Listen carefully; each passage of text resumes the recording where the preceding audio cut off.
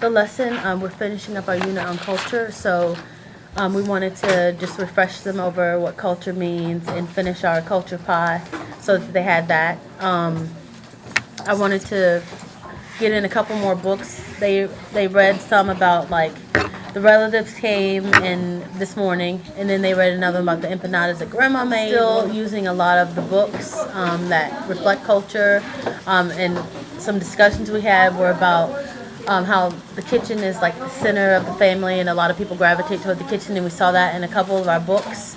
So those texts, and then the slideshow that our magnet coordinator got together for us to help us in the unit to give them a better idea of culture, because we found out that with the new standards that it's building upon each level. So in kindergarten they start talking, and then in second grade they do more with culture. So we're just building that foundation to get them to have a better understanding. To make sure that culture is family based, where you're from, but including things like what you eat, what you wear, is also a big part of your culture.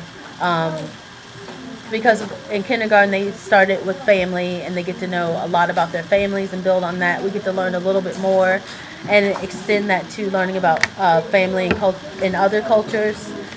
And do you have a better idea of what culture may be when you think about all the things we've been talking about? Does anyone think they have a better idea of what culture may be? What do you think?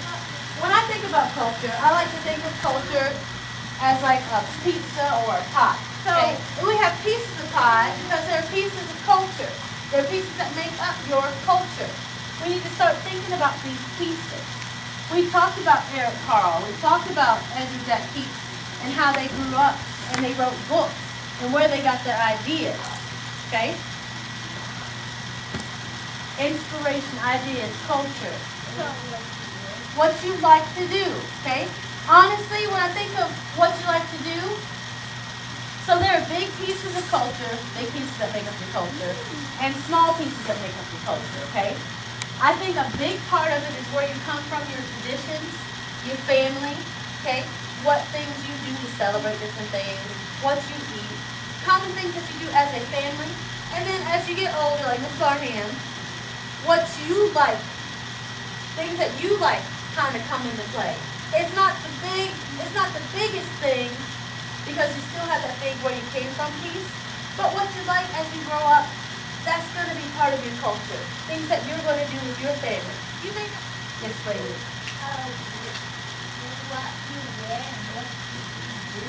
What you wear. Okay?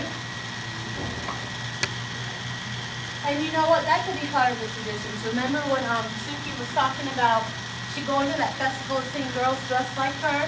That had something to do with her grandma and where they were from and their traditions. I was writing down ideas. I had food, celebrations, language, clothes, religion, as just some ideas. But a lot of that goes back to where you come from and your traditions. That's a pretty big piece of the puzzle. So you know what? We can put that up right now. That's one of the bigger pieces. So the most important thing, what we want to get out of this whole thing, out of the culture puzzle and everything like that, why do we need to share, or what can you learn from your culture?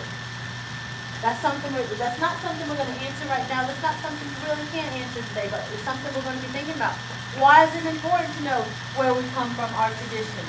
Why do we need to learn about people who wear saris in India? Why do we need to know about festivals and dancing and people wearing kimonos in Japan? Okay? Why do we need to know about how you celebrated your Thanksgiving? Why do we talk about those things? Do you remember talking about holidays around the world and how you celebrated different things and different traditions with your family? You're going to have a paper that goes home next week asking about other special things to do with your family. So we go back to our culture pie since we're talking about food. So we have up here where you come from, your traditions, your family is a big part of it. What you like, where you live are also parts of it, but what was that book about? What we eat is another piece of what we eat. What your grandma makes is a big part of your culture. It's a big part. I think that for our pie, that you can put what we look like what we look like, you're exactly right. So that can go up there as well. You're exactly right. What we look like. That is a good one. So we know that this unit is how we express ourselves. And the whole idea of this is that culture is expressed in many different ways. You know this. So what is culture? This little video is going to tell you a little bit about what culture is. Your culture is the beliefs you share with others.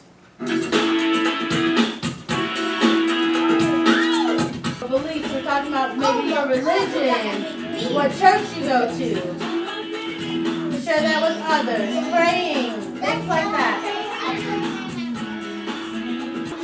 Culture is the food you eat.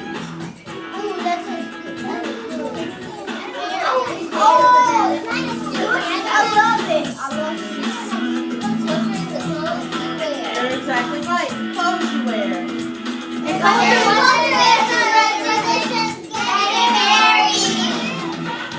music and dancing is part of your culture.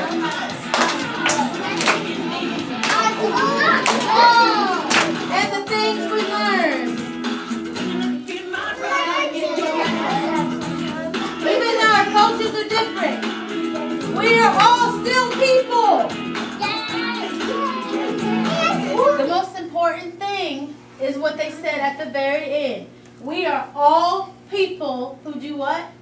Share the environment. That's the most important thing you need to remember. We're all people. Even if we are different, you're exactly right. We are all people, even if we're different. And we are all different. So we have to learn how to appreciate some of those things.